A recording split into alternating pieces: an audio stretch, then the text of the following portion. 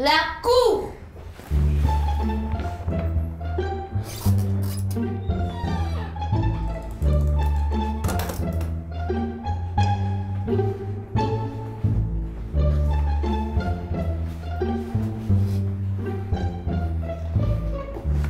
Veuillez vous rasseoir.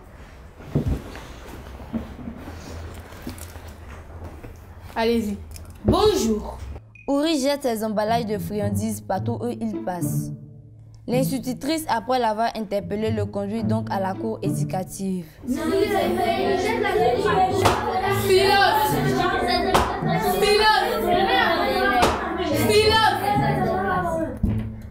Faites venir l'accusé. Ouri est appelé à rejoindre la barre. Votre honneur, je finis rapidement ce bobet, je vous rejoins. Ouri, si vous ne rejoignez pas la barre, je vous déclare coupable.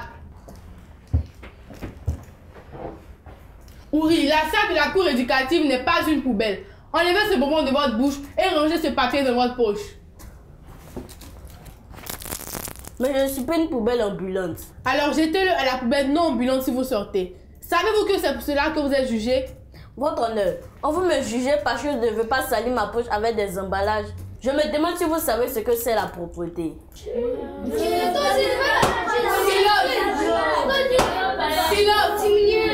Silence!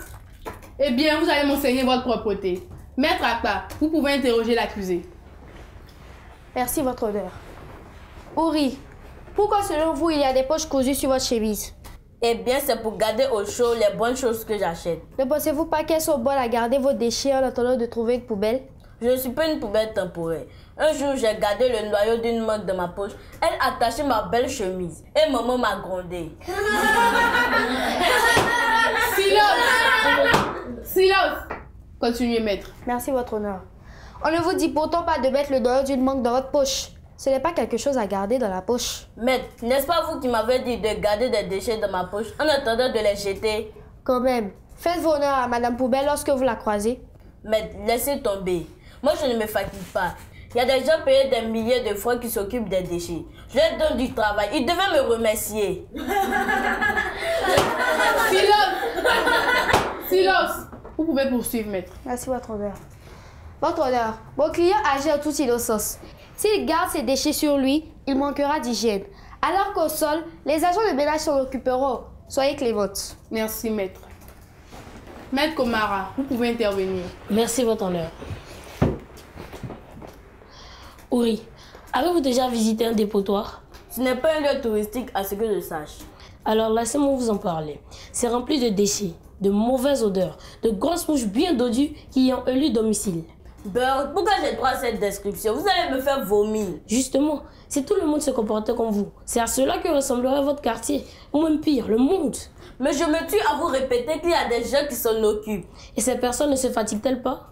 Moi, quand on me donne beaucoup d'exercices à l'école, je ne me plains pas. Pourquoi épargner aux autres leur exercice, leur devoir? Parce que c'est différent. Vous, on vous donne beaucoup d'exercices afin que vous puissiez bien comprendre les cours. Mais eux, ils souffrent pour travailler. Foutaise, souffrons ensemble alors.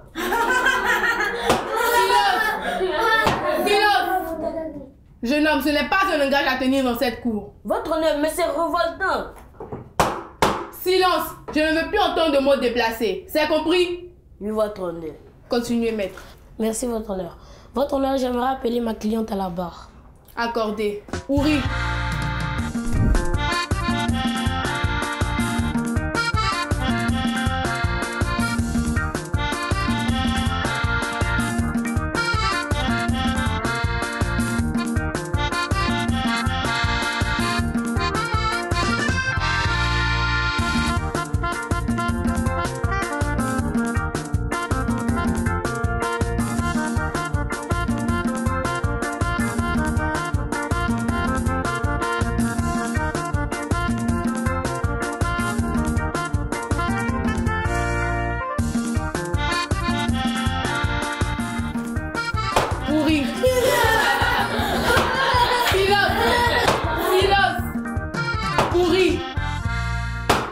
Excusez-moi, votre honneur. Vous pouvez rejoindre votre place.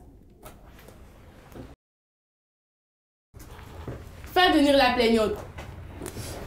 Madame Kalou est appelée à rejoindre la barre.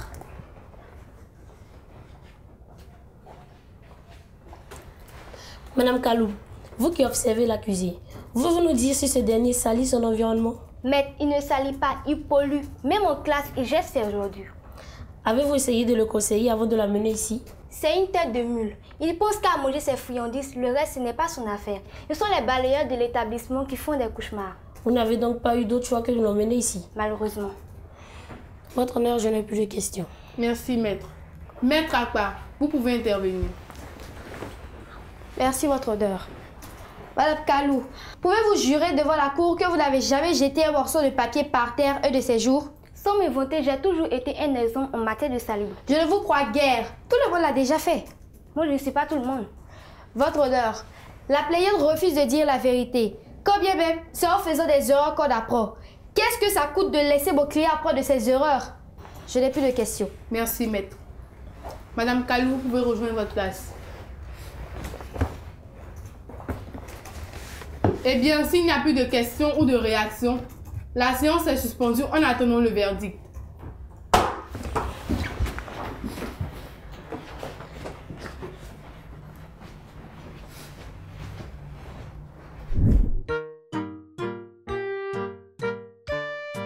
L'actualité. Coucou les amis et bienvenue dans votre rubrique Exploration.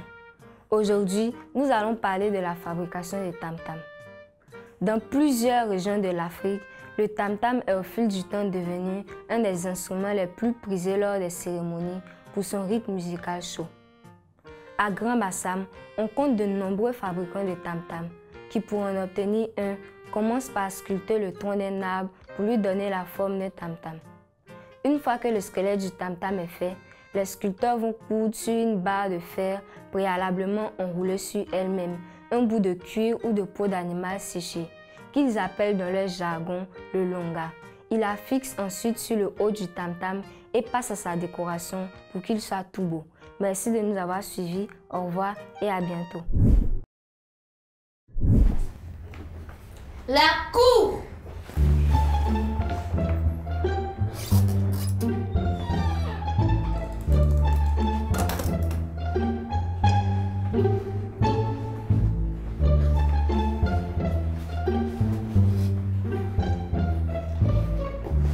Veuillez vous rasseoir.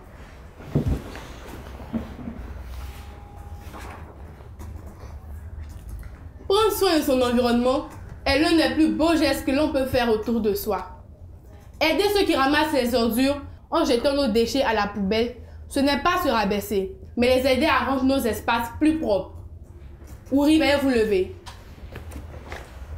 Ouri a été égoïste et a participé à l'insalubrité.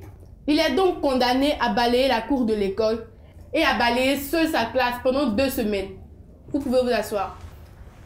Avant de lever la séance, permettez aux jurés de donner quelques conseils. Les astuces. Coucou les amis. J'espère que vous ne copiez pas le comportement d'Ouri. Jetez vos ordures à la poubelle. Gardez vos déchets dans un sac si vous êtes loin d'une poubelle et les jetez dès que vous en trouverez. S'il n'y a pas assez de poubelles dans votre quartier, demandez à vos parents de le signaler à la mairie de votre commune. Le mot du pédagogue. Salut les enfants.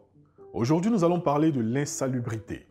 L'insalubrité désigne l'état de quelque chose de très sale ou de très mal entretenu et qui menace la santé d'une personne et de son entourage. Ainsi que la santé publique est dit insalubre tout endroit qui ne respecte aucune règle d'hygiène et qui met en péril la santé des personnes et des biens. En tant qu'enfant, vous ne devez pas avoir une attitude insalubre, c'est-à-dire jeter les ordures et les restes de nourriture dans la rue, à tout va comme le fait Ouri, qui n'est pas un bon exemple. Chers parents, la santé de vos enfants et la vôtre est de loin la chose la plus importante. Alors, avoir un cadre de vie sain et propre est signe de bonne santé pour vous et pour tous ceux qui vous entourent. Alors, ne permettez pas que la saleté s'installe dans vos habitudes et celles de vos enfants. Apprenez-leur les bénéfices et apports sanitaires qu'il y a à avoir un cadre de vie propre.